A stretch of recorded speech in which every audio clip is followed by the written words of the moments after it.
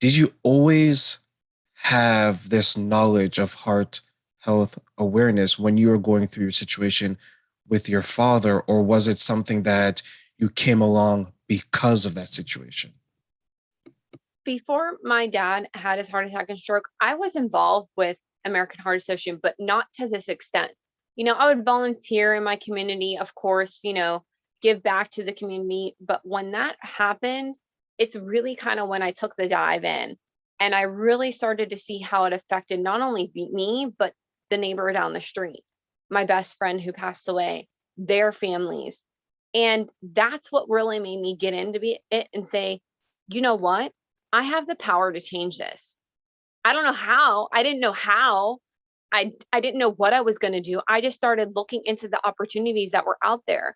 I became an Empower to Serve ambassador, which is an educator. I'm actually an educator by trade. And the Empower to Serve program through the American Heart Association is free. It's online.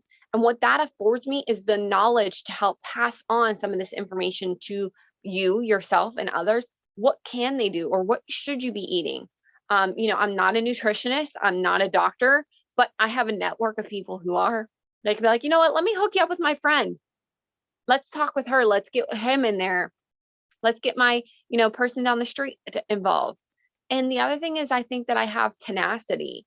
I think for me, I came from a life where, I was judged based off of how I look. I have blonde hair, blue eyes. So, people look at me and be like, well, she's never had a problem in the world, but yet I have. After my dad had a heart attack and stroke, I faced homelessness. I was actually homeless for quite some time because I left a domestic violence situation and I had to move from home to home to home because I didn't want him to find me.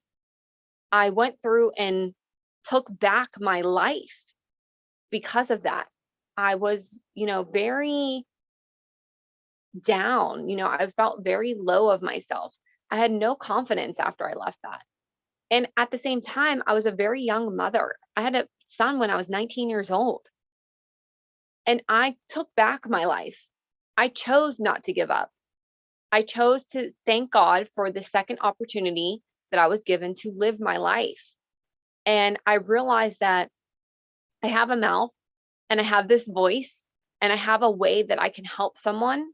And then, like I said, kind of took off into this amazing thing. And pageantry has helped me find that voice.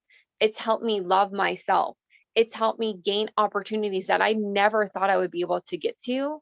And it's one of the reasons why I chose the system that I'm competing for, is because I really felt that this system supports me exactly who I am.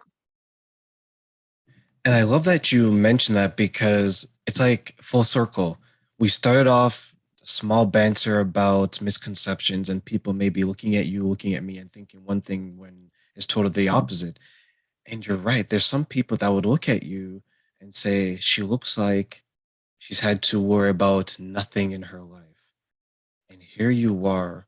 Your father went through a heart attack. Your father experienced a stroke. You had a domestic violence situation growing up. You were a young mother. You had all these trials, or a better word be, you had all these tests of your character, of who you are. And all these years later, you're standing tall, representing yourself, representing your husband, representing your children, representing your father, representing everyone close to you. Sandahl, you are representing your state at this point, right? You have come a long way. And sometimes we need to stop and acknowledge that. Sure, we can look at you and we can see the eyes, we can see the hair color, and we can assume what we want.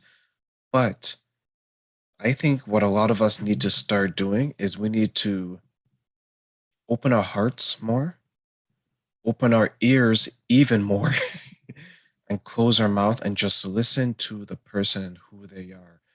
Because you are doing something that's remarkable and it's coming from a place of love. You love all these people around you. And that, to me, just from this conversation, is what's driving you to develop to deliver this message.